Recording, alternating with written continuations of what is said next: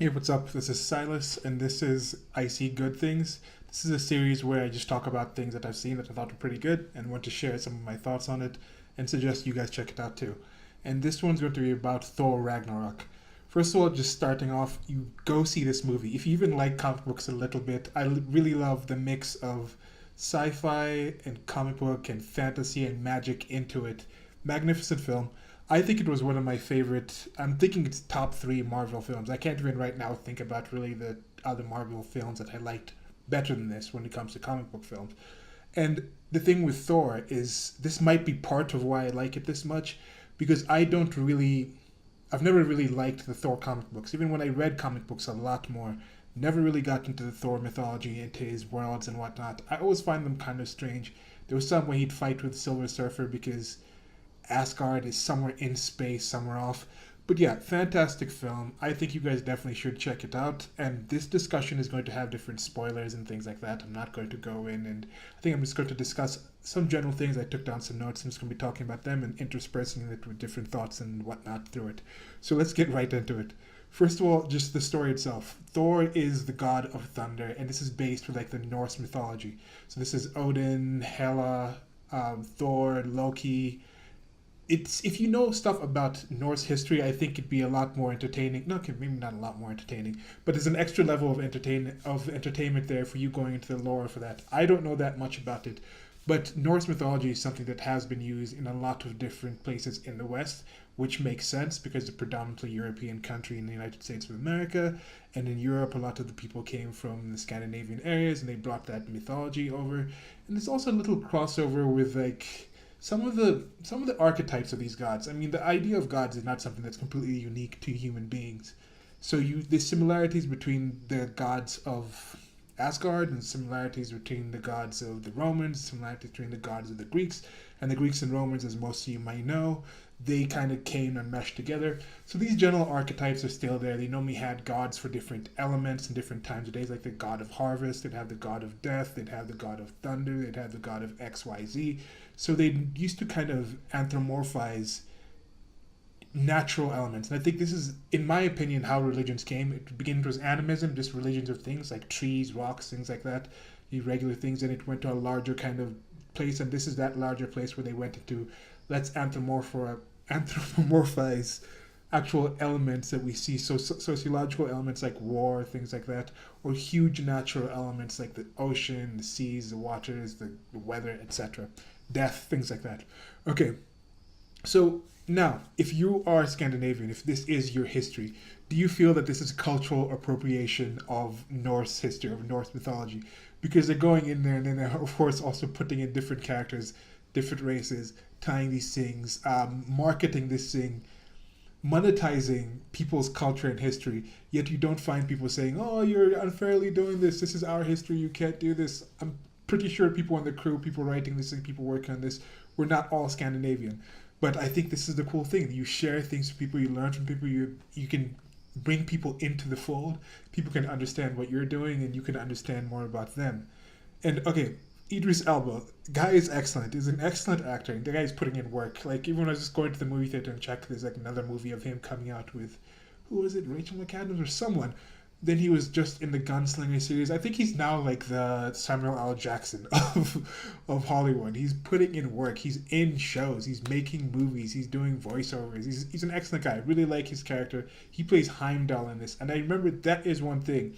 They did have a thing in the first Thor, I think, when that was coming out. They were talking about, oh, why is Heimdall a black person? And then they've had other characters in there. They had one character that was more like kind of Irish, redhead, was an Irish kind of guy there, one of the princes or something. And then they had, of course, that one Asian guy. And this is one thing: the Asian guy had his own Asian way of speaking, like that whole typical Jackie Chan type stunt, not stunted, but with an Asian accent, the typical Asian accent. I don't know, I can't even call it up now. He said something like, "Ah, you need to stop." No, well, anyway, I'm not gonna try to do an Asian accent right now. Can't call off that accent just right there. But then they have that, and it for me it seamlessly meshes into the story. It meshes into the way that they handle it. But the odd thing about it, I can see some people possibly complaining, is when it's an Asian guy, they have the Asian accent with it.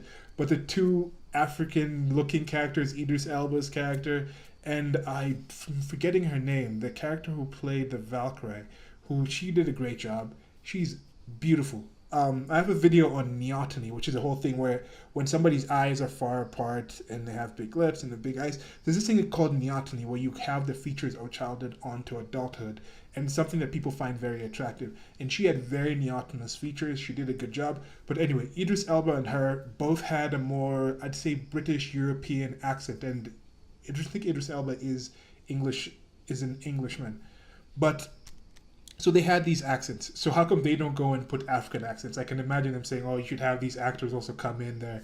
And I know there's different ways they have these gods coming in, and these gods may have been working with Asgard because they go into some stories of the backstory saying Asgard has had influences in Midgard, which is the Earth universe, the Earth reality. No, I think it's just the Earth universe. I think they're the same reality. Yes, it's the same reality.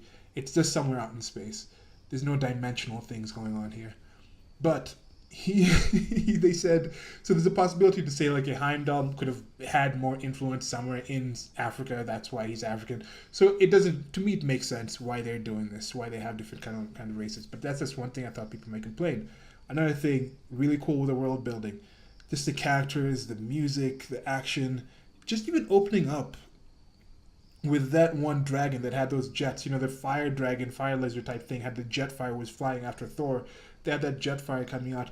And I'd seen that in this manga, Four Cut Hero. I'll try to put a picture of it. If I don't, links below or something. But just that whole way of doing different kinds of... They had very unique ways of expressing certain things that were taken for granted, I think, in some ways. I really liked it. Really liked the banter. Kind of rambling here. But again, the main villain in this one is Hela, the sister of Thor. Now this kind of goes that same dynamic where it's like, okay, Odin, I said there's going to be spoilers, Odin dies, reveals that there was a sister, and now Thor had that whole, Thor had the whole situation where he was the older brother of Loki. And then he was kind of, had that dynamic there where he was the one that was known, he was the stronger one, the little brother was kind of looking up to him, and then now you have the Hela, she's stronger than all of them, Hela strong. She was the goddess of death, and she comes in, and then they have that dynamic where now he's the younger one, and that's a cool dynamic that was going on. The dynamic is still there with Loki. They work excellently together. Tom Hiddleston and forgetting Thor's like the actor's name right now. I can't really think about it. Not that important, but yeah. So back to it. Okay, another thing here, the executioners. This was Carl Urban's character. He had like the guns and everything. That whole executioner thing, this going back to manga. I read a lot of manga, as I mentioned before with the dragon thing. I'm just reading one manga right now called Innocent, and it's about this executioner back in France. And they were talking about he was an executioner character. There was an executioner character in this. When Hela was taking over Asgard, she said she was Odin's executioner in the past when they had more of a grimy, dark time to create Asgard, to take over the 9 realms that they led. They were more brutal back then, and then now it was more peaceful and laid back, and they had kind of actually literally covered that history with this mural on the ceiling. And then she's like, I was executioner, now I need an executioner. And they showed him getting back into that executioner thing. And I'd been thinking about this Innocent comic I was doing, and Innocent is about the executioners back in France around the revolution, around the French Revolution. So they're talking about an executioner's family there. There used to be a set executioner. People used to come into the town square or whatever, and this executioner guy, that was his job. He'd go around to different places. He was like the head executioner in the land, and he was the king's executioner, and he would execute people in different ways. And that was just a job people had. That was the kind of situation where people would come out and they would sit there in the town square and they would look at this executioner, and that would be part of it. And this is also part of the history. And this is the kind of thing I'm thinking back when you think of European history, when we think of some countries that are still a lot more brutal today than Europe is. Definitely agree with that. But there's also a lot of brutality in the past of European history that it might be overlooked by some people. You are coming from places, from peoples that did used to have people just having their heads chopped off in town square, drawn and quartered. I know it wasn't like a widespread thing, every single person is doing it, like I'm saying somebody's job, but that's part of it. So that's a little of a tangent. So just a few touches now to wind this down, a few touches of things that I really liked. I really liked the way they tied in cameos and things like that. I don't think it was just blatantly thrown out. To have the actors when they had actual actors in the role, I think it was Matt Damon. There's probably some other people I didn't recognize in the start. Then they had the Doctor Strange cameo, which was excellently done. I mean, that's the kind of thing I'm thinking that I always wondered. Like, they have these standalone films of these characters, where these characters come into places where those other characters are. Like, they'll have a spider. I think they might be doing this differently now. I haven't watched Spider-Man, but when Loki and Thor land on Earth, it turns out Doctor Strange was aware of what was happening. So he kind of kidnaps Loki away because he understands it's a danger, and that's part of Doctor Strange's job, is to guard the Earth realm. So having that two mixed together and seeing how he interacted with Thor, and just the teleportation thing moving around, where if you have that kind of power, you probably wouldn't walk. Thor's kind of like, why are we teleporting? Why we could just walk? But if you could teleport everywhere without really expending that much energy, you probably would teleport. So that was a cool touch. Really loved the costume design, the world building. Like I said, fantastic. Hela's crown was growing bigger and bigger as she got there. When she first showed up, she was all tattered because she was like tied off in a place. Imprisoned in a place, and she comes out. The second she gets back to Asgard, which she's getting energy from, her clothes are fixed. Her headdress had the motion aspect that was adding a little extra into it. It's like part of her instead of just something she puts on.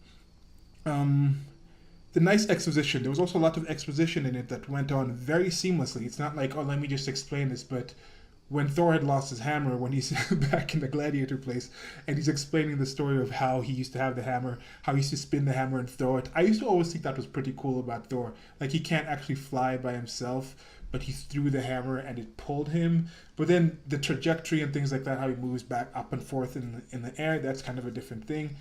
There was some of that, I think, in one of the Avengers where he was falling down and he threw it up or something. But anyway, then it was cool to see in the end how it comes out that Thor actually has a power within him, and the hammer was kind of to channel the power out. But now there's part of that enchantment of the hammer where it said only somebody who's worthy can hold the hammer. But does that mean brute strength can kind of trump that, because they had his sister caught the hammer and held it, but then maybe because she gets her power from Asgard, and Asgard is considered a worthy place. But yeah, so another thing, I was talking about this previously in a previous video about movies. I forget which one it was. It was just about, I think it was about just the way entertainment is coming out. It was about YouTube, and talking about how on YouTube they could have different scenes that were filmed during the filming of it that they don't actually have in the film. And I saw this in a few places. Like, there was one where Hulk and Thor are fighting, and then they kind of jump at each other and have this collision in the middle. And in the film, that's after Thor has gotten his lightning powers and he jumps and he attacks him. I'm going to watch the trailer, but I think I saw that in the trailer, but they hadn't put the effect of the lightning, which kind of is a good extra, because like you see that and you're like waiting for the scene where it's going to be. But then by just taking out the special effects that they added post-production with the lightning and putting it in there where they're just jumping at each other in the trailer, it still gives people the action, and also gives them that little extra, like, oh, it's not giving off that, oh yeah, he still has his lightning powers, because it's a pretty cool reveal. He gets the powers, punches the Hulk. Excellent fight scene. Okay, the story exposition again. The Grimms, how happened? And side stories. The memory exposition, that was another exposition part where the Valkyrie, I keep forgetting her, I forgot her name. Anyway, she was fighting Loki, and then Loki says, oh, that must be a terrible memory, and then they go back into the past, and then you see this great scene, and then, anyway, just fantastic film. So the things to take away from it, go watch the film. Okay, you probably have watched the film, because I've put a lot of spoilers in here. Let me know what you guys thought about the film. What were your best parts of it? Where does this rank on your comic book movies, or definitely Marvel movies? I've really liked all the Thors so far. Oddly enough, the second one, I thought it had like a Star Trek-y type feel at the same time, even though it was like fantasy elves and stuff like that. Anyway, really liking what they're doing with this. I watched the post-credit scenes. The last one, oh, Jeff Goldblum. Yeah, Jeff Goldblum is always this, like, he's just a drop of fresh air in whatever film that he's in. Now, this is one thing that comes with films. There's a lot of negative situations coming with Hollywood right now. So you're watching this film. Some of the things, I had suspension of disbelief pretty quick when I was watching this. But there's a whole aspect where it's hard to take out what you're hearing about coming out of Hollywood, what's happening with the people in there. That, okay, we're watching these people. Then you have someone like Mark Ruffalo, who I've talked about in previous videos about politics, about his political stances and whatnot. And then I'm thinking like, okay, by putting money here, you're also supporting this person. But then I sat there and I was watching through the post-credit scene and seeing the hundreds of people. And it was like driver for Mark Ruffalo, driver for so-and-so, executive assistant for this person. But the amount of people that work with these people, I'm thinking I'm going to probably have a separate video talking about this, having like some kind of like reverse like some kind of modified Bechdel test. And the Bechdel test is something I think they do to see, are there enough people of color? Are there enough women with speaking roles? Are the women speaking to other people? Are they speaking? I think there's something about, do the women speak in the film without being spoken to first? Are they responding or are they initiating? It's this ridiculous testing. I think I'm going to try to create some kind of SJW or leftist or this crazy test for films where it's like, look, if 90% of the cast hasn't done anything that I completely disagree with or that I think is harmful in their personal life, I'm still going to watch it if it's entertaining enough. I'm liking film entry. I create graphics, design, animations, things like that. So seeing this stuff is part of what I'm interested in. I'm not at the point yet where I'm just going to boycott. If one person is in it, if Mark Ruffalo is in it, I'm not watching it at all. No, probably not going to happen. Probably going to watch Avengers Infinity War, even though Chris Evans has been on that, who plays Captain America. Don Cheadle's character died, I think. I think he was like Iron Patriot and he died or something. But anyway, so that's it for now. This went a lot longer than I thought. But let me know what you guys think about that. Are you guys boycotting films? I mean, there's people on both left and the right boycotting. I'm actually here in Nairobi right now. There was something happening with the presidential election that was very contested. Not as violent as the ones previously. But right now, Uhuru Kenyatta got back in. And Raila Odinga was the opposition party. And he's also called for a boycott for a lot of things, like Safaricom, which is the main telephone provider. Brookside, which is like a milk company, which milk and dairy products and other kinds of products. And he's saying, okay, let's boycott these companies that are related with Jubilee Party, which is the party with the president. And there's a lot of people actually going. So this whole thing of boycotting, people boycott, different things happen different things happen for the same reasons. The same things happen for different reasons. So the whole boycotting things, I get that people do that. I may not be able to jump on board with all the boycotts. Like I said, I'm going to try to do my test. Some of these things I'm going to talk about later. It wasn't completely about Thor and some other things. But yeah, negative things in history. I love the story. I love the Norse mythology type stuff. I'm interested to see. I want to actually get to know more about just Kenyan mythology and see what that was similar to, because I want to see these archetypes also there in places like Kenya. I have a lot of experience reading manga and stuff, so I've seen some archetypes that are in Asian culture. But yeah, so this is a lot longer than I thought. I'm going to call it here.